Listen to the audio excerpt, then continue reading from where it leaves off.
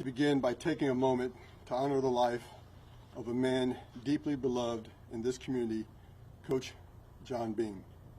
Unfortunately, Coach Beam passed away this morning from a gunshot wound that he sustained yesterday. I know that Coach Beam meant a lot to the Oakland community and beyond, and that's why I've invited former Oakland Deputy Chief and current Piedmont Police Chief Fred Chavis to share a statement from the family and to honor Coach Beam, the man, and his dear friend with a few words. After Chief Chavis speaks, CID Commander Lieutenant Gloria Beltran and Assistant Chief James Beer will provide details about several cases that have affected our community over the past 7 days. They include the double homicide that occurred last Thursday, November the 6th, in the 1100 block of 98th Ave, Wednesday's shooting at Skyline High School, and yesterday's shooting that resulted in the death of Coach Beam at Laney College. I want to take a moment to thank the men and women of the Oakland Police Department. Over the last week, they have been working tirelessly to identify and arrest suspects in each of these cases. I want to extend my gratitude to everyone that has been involved in these investigations here at OPD, the Alameda County Sheriff's Office, who took the subject into custody yesterday regarding Coach Beam's death, and our federal partners who showed up and offered their assistance and support yesterday. I'll now turn it over to Chief Chavis to discuss the impact Coach Beam had on his life and the lives of so many others in this neighborhood, in this community, and throughout the United States. Chief. Thank you, Chief. First, I'll read a statement from Coach Beam's family. We are devastated that John Beam, our loving husband, father, grandfather, brother, uncle, coach, mentor, and friend, has passed. Our hearts are full from the outpouring of love and support from all who cared about him. We are deeply grateful for your continued prayers, well wishes, and thoughts. At this time, we kindly ask everyone to fully respect our family's privacy.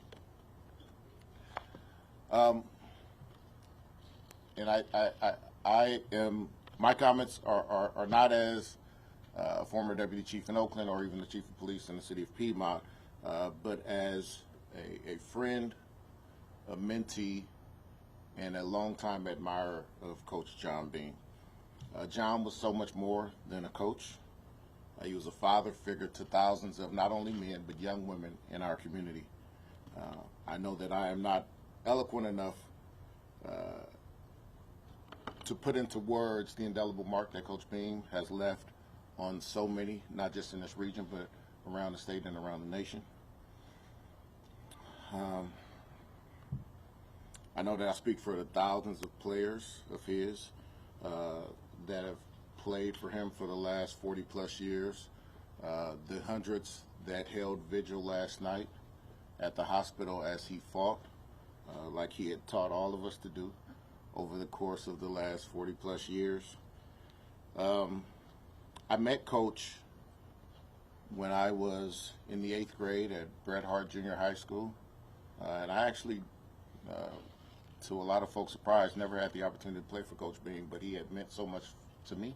I lost my father when I was in high school, and Coach has, since I was 15, 16, 17 years old, always been there for me, has always reached out to me, and it's not just me.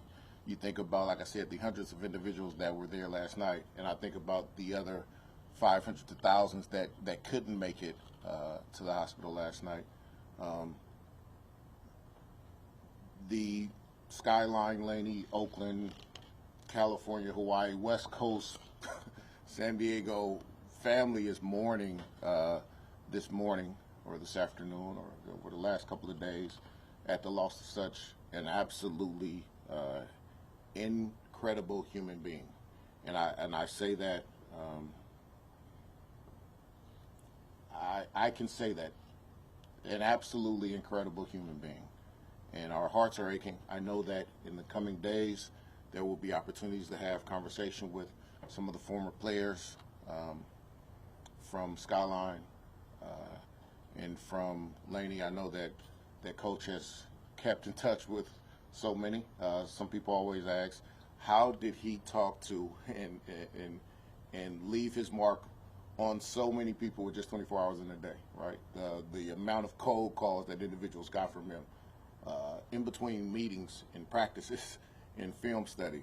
But Coach was, he was special, and it's tragic that we lost him, especially in the way that we lost him.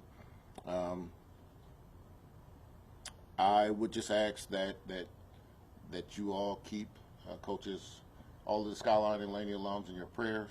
And I know that if Coach was here, he would end by saying, 2 claps, ready, ready. And so with that, I'll turn it over to Lieutenant Beltran. Sir, can we just get your name, your spelling of your name? My name is Frederick, Frederick, Shavies, SHAV like Victor, IES. And your title? I am the Chief of Police in the City of Piedmont. Good afternoon. My name is Gloria Beltran, and I am the commander for the Homicide Unit at OPD. I'm going to cover the 2 homicides, as Chief Mitchell stated, that we've had in the last week. On November 6th at 11:36 a.m., OPD officers responded to the 1100 block of 98th Avenue to investigate a report of a shooting. When they arrived, they located 2 victims suffering from gunshot wounds. Unfortunately, both victims succumbed to their injuries and were pronounced deceased on scene.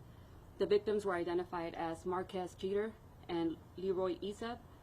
Through our investigation, we learned that the two victims had been involved in a physical dispute earlier prior to the shooting. We also learned that a 3rd person was involved in the shooting. On November 13th, 27-year-old Daryl Malone was arrested for his involvement in the homicide. The case will be presented to the DA's office today for charging. The second homicide is Coach Beam's homicide that occurred yesterday. On November 13th at 11:53 a.m., OPD officers responded to Laney College, located in the 400 block of East 8th Street. When they arrived, they located Coach John Beam suffering from gunshot wounds. He was transported to a local area hospital where he was listed in critical condition. With the assistance of the community and the Alameda County Sheriff's Office, we were able to obtain photos of the suspect. On November 14th at 3:15 a.m., Alameda County Sheriff's Deputy Torres observed someone who matched the suspect description at the San Leandro BART station. The suspect was taken into custody and identified as 27-year-old Cedric Irving.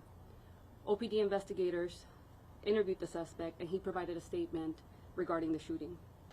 On November 14 at approximately 10 a.m., Coach Beam was pronounced deceased. Investigators are actively working the case, and the case will be presented to the DA's office for charging. That we're going to turn it over to Chief Beer. Good afternoon. As many of you already know, on Wednesday, November 12th, shortly before 1:30 p.m., the Oakland Police Department received reports of shots being fired at Skyline High School campus. Officers responded to the scene in approximately 2 minutes and were able to locate the victim, a 15-year-old juvenile suffering from a gunshot wound. Officers provided life-saving medical aid until paramedics arrived, and the victim was transported to a local hospital for treatment. I want to commend the staff of Skyline High School and the Oakland police officers. They worked together collaboratively with open communication and were able to identify, locate, detain, and arrest 2 suspects involved in the shooting. Both were armed with firearms. It should be noted that both guns were ghost guns. Since then, the Alameda County District Attorney's Office has charged both juveniles, and they remain in custody. The victim is currently recovering. He's in good spirits, and it's all of our well wishes that he has a full and complete recovery. I want to take a moment to acknowledge the strong coordination between Skyline High School staff and our officers. The prompt communication and cooperation ensured the safety for all students on campus, allowing our officers to respond swiftly and effectively.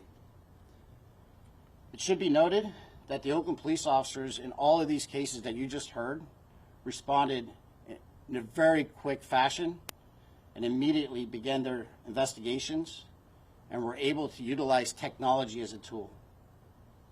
Without this technology, we definitely would have been challenged. The officers, with coordination with the community, outside law enforcement agencies, and the ability to actually track the suspect after he left Laney College was a diligent effort and an amazing heavy lift to go through hundreds of hours of surveillance footage so we could track that individual. And it was additional technology besides just cameras that were used. I do want to circle back and just reiterate the dedication of the men and women of the Oakland Police Department is the reason why we were able to make arrests in all of these cases and recover several firearms and remove them from our community. It's completely unacceptable for our children and our community members to be exposed to violence like this. With that, I'll open it up for any questions. Chief, with 98 and C, or Lieutenant, are we saying this individual is responsible for killing one or both? No. So during the course of the investigation, they have identified who actually shot. There's 2 people that we do know that actually exchanged gunfire. We're working with the district attorney's office to kind of drill down on that. There hasn't been any charges just yet, so we're going to leave that up to the district attorney's office to determine. And with the coach's case, I'm sorry, do we have any indication that Mr. Irving, according to reports, has played at Skyline when the coach was not at Skyline? Left? I can confirm that the subject that you're talking about has played high school football in the city of Oakland, but he did not play for Coach Beam. Related to the Laney College situation, the suspect, did he know Mr. Beam? Why was he on campus? Were they meeting? What was the incident? What was their interaction? So the suspect did know Coach Beam, but I will say they did not have a relationship. Do we know why he was on campus or interacting with Coach Beam? He was on campus for a specific reason. Teresa? Our understanding is that so there was no relationship between the two. So we're hearing reports that Coach Beam stopped some kind of theft or something like that. So do we have happenstance that the two interacted and that there wasn't a direct confrontation between the two or relationship? So this wasn't related to a robbery, if that's what you're asking. This was a very targeted incident. And I will say that Coach Beam, although they did not have a close relationship, was open to helping everybody in our community. And this is not uncommon for him to have a relationship with someone that he would think needs help. In this case, I can just tell you that the individual that was arrested went specifically to the campus for a specific reason. Melina? Do we know if he has a prior? Melina? Do you know how long he had been on campus? Was he stalking Coach Beam? I mean, from the video, from what you were able to see in your investigation, how long was he there before the shooting took place? So unfortunately, I'm not going to go into the specific details of the timeline of when he got to campus. I will tell you that he has been known to loiter on and around the campus. Gentleman back there. Hi. I was wondering, did Cedric Irving provide a motive for the shooting? I'm not going to discuss that just yet because the case hasn't been charged by the district attorney's office, so I want them to review the case before we discuss details. Do you know if he was a Laney student? He was not a Laney student. Megan. Was he supposed to be playing football at Laney at some point? That's what family members have told us. I have not heard that, but to the extent of my knowledge, he played football at Skyline High School, but not when Coach Beam was there. Okay, and never was a student at Laney? Not that I know of, no. You said there was a reason. Can you share that reason? I can't right now just because the case is still being presented to the district attorney's office, and that's all part of what the motive of the crime is. And is there any other background on the suspect for the Laney murder? His record? I mean, was there any priors, or we have family members that are saying he was a loner? So, Do you guys have any kind of? yeah, we're still looking into his background. Obviously, that's something that we're going to take a deep dive into, but right now I can't comment on that. Kylie? Yeah, I was just going to piggyback on that to see if he was known to y'all in any other capacity. No, he was not known to the Oakland Police Department. Matt? When you say tracked, and I know this may sound like I'm asking you to divulge police techniques, etc., but can you tell us anything more about how cameras and other technology were used to identify the suspect and then make an arrest? That's a great question. I'll tell you right now, it's really the dedication of the women and the men of the Oakland Police Department and working with Laney College staff as well as the Alameda County Sheriff's Department, our business owners as well as the merchants and residents. We looked at every camera that we could legally look at. I will tell you we used Ring cameras, business cameras, cameras that we have access to.